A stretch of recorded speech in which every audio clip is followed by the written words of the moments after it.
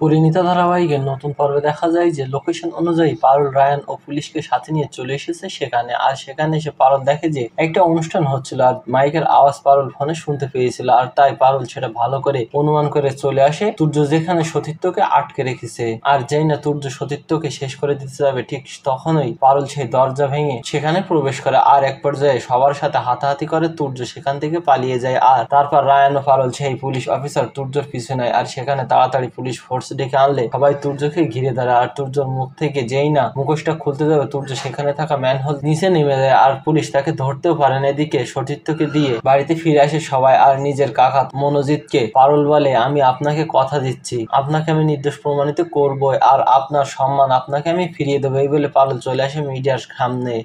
আর মনোজিৎ ও সেই পুলিশ অফিসারকে নিয়ে পারুল সবার সামনে প্রমাণ করে দেয় যে মনোজিৎ নির্দোষ। আর নিজের ভুলের জন্য লাইভ নিউজে এসে মনোজিৎকে সবার কাছে ক্ষমা চেয়ে নেয় শ্রীতমা। তো বন্ধুরা কি হবে এবার? সবটা দেখতে এখন একটা লাইক দিয়ে কমেন্ট করে জানিয়ে দাও তোমাদের মতামত। ধন্যবাদ।